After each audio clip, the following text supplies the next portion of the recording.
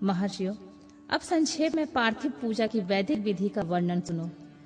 सद्यो जातम, इस ऋचा से पार्थिव लिंग बनाने के लिए मिट्टी ले आए। वामदेवाय इत्यादि मंत्र से उसमें जल डालें। जब मिट्टी सनकर तैयार हो जाए तब अघोरम मंत्र से लिंग का निर्माण करें। फिर तत्पुरुषायम इस मंत्र से विधिवत भगवान शिव का आवाहन करें। तदनंतर ईशानम मंत्र से भगवान शिव को वेदी पर स्थापित करें। इनके सिवाय अन्य सभी विधानों को भी शुद्ध बुद्धि वाला उपासक संक्षेप में ही संपन्न करे। इसके बाद विद्वान पुरुष पंचाक्षर मंत्र से अथवा गुरु के दिए हुए अन्य किसी शिव संबंधी मंत्र से 16 उपचारों द्वारा विधि पूर्वक पूजन करें। भवाय भग्नशाय महादेवाय धीमहि उग्राय उग्नशाय शर्वाय शशि मोलिने, इस मंत्र द्वारा विद्वान उपासक भगवान शंकर की पूजा करे। वह भ्रम छोड़कर उत्तम भाव भक्ति से शिव की आराधना करे, क्योंकि भगवान शिव भक्ति से ही मनोवांछित फल देते हैं। ब्राह्मणों, यहाँ जो वैदिक विधि से पूजन का क्रम बताया गया है, इसका पूर्ण रूप से आदर करता हुआ मैं पूजा की एक दूसरी विधि बता रहा हूँ, जो उत्तम होने के साथ सर्वसाधारण के लिए उपयोगी है। मुनिवरों, पार्थिव लिंग की पूजा भगवान शिव के नामों से बताई गई है। वह पूजा संपूर्ण अभीष्टों को देने वाली होती है। मैं उसे बताता हूँ, सुनो। हर महेश्वर, शंभु, शूलपाणी, पिनाकधृक, शिव, पशुपति और महादेव, ये क्रमशः शिव के 8 नाम कहे गए हैं। इनमें से प्रथम नाम के द्वारा अर्थात ओम हराय नमः का उच्चारण करके पार्थिव लिंग बनाने के लिए मिट्टी लाएं। दूसरे अर्थात ओम महेश्वराय नमः का उच्चारण करके लिंग निर्माण करें। फिर ओम शंभवे नमः बोलकर उस पार्थिव लिंग की प्रतिष्ठा करें। तत्पश्चात ओम शूलपाणिये नमः कहकर उस पार्थिव लिंग में भगवान शिव का आवाहन करें। ओम पिनाकधृषे नमः कहकर उस शिवलिंग को नहलाएं। ओम शिवाय नमः बोलकर उनकी पूजा करें।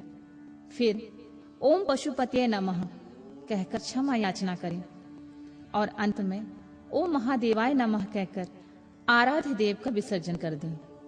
प्रत्येक नाम के आगे ओमकार और अंत में चतुर्थी विभक्ति के साथ नमः पद लगाकर बड़े आनंद और भक्ति भाव से पूजन संबंधी सारे कार्य करने चाहिए।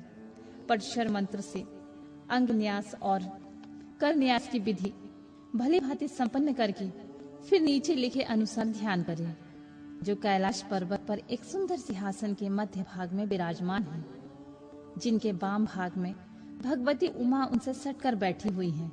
सनक सनंदन आदि भक्तजन जिनकी पूजा कर रहे हैं तथा जो भक्तों के दुख रूपी दावानल को नष्ट कर देने वाले अप्रमेय शक्तिशाली ईश्वर हैं, उन विश्व विभूषण भगवान शिव का चिंतन करना चाहिए। भगवान महेश्वर का प्रतिदिन इस प्रकार ध्यान करें।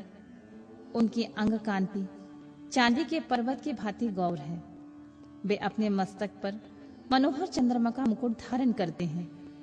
रत्नों के आभूषण धारण करने में उनका श्री अंग और भी उद्भासित हो उठा है। उनके चारों हाथों में क्रमशः परशु, मृग मुद्रा, वर और अभय मुद्रा सुशोभित हैं।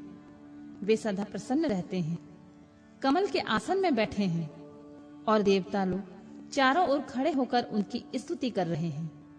उन्होंने वस्त्र की जगह व्याघ्र चर्म धारण कर रखा है। वे इस विश्व के आदि हैं, बीज रूप हैं तथा सबका समस्त भय हर लेने वाले हैं। उनके 5 मुख हैं और प्रत्येक मुखमंडल में 3-3 नेत्र हैं।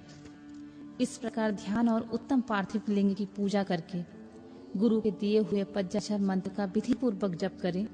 विप्रवरों, विद्वान पुरुष को चाहिए कि वह देवेश्वर शिव को प्रणाम करके नाना प्रकार की स्तुतियों द्वारा उनका स्तवन करे तथा शतरुद्रीय का पाठ करे।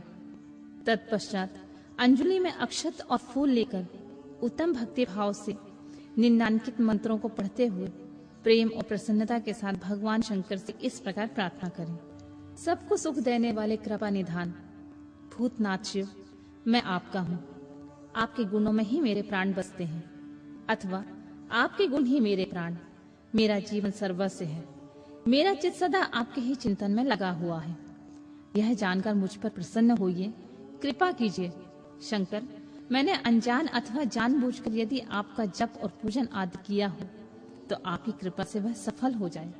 गौरीनाथ, मैं आधुनिक युग का महान पापी हूँ, पतित हूँ और सदा आपके ही परम महान पतित पावन हूँ।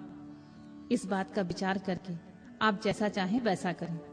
महादेव, सदाशिव, वेदों, पुराणों, नाना प्रकार के शास्त्रीय सिद्धांतों और विभिन्न महर्षियों ने भी अब तक आपको पूर्ण रूप से नहीं जाना है, फिर मैं कैसे जान सकता हूँ महेश्वर?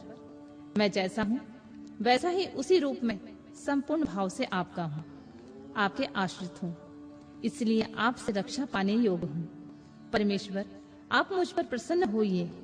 मुने इस प्रकार प्रार्थना करके हाथ में लिए हुए अक्षत और पुष्प को भगवान शिव के ऊपर चढ़ाकर उन शंभुदेव को भक्ति भाव से विधि पूर्वक साष्टांग प्रणाम करें। तदनंतर शुद्ध बुद्धि वाला उपासक शास्त्रोक्त विधि से इष्ट देव की परिक्रमा करे। फिर श्रद्धा पूर्वक स्तुति द्वारा देवेश्वर शिव की स्तुति करे।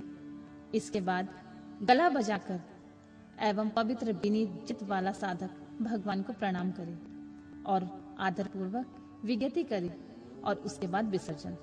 मुनिवरों, इस प्रकार विधि पूर्वक पार्थिव पूजा बताई गई है।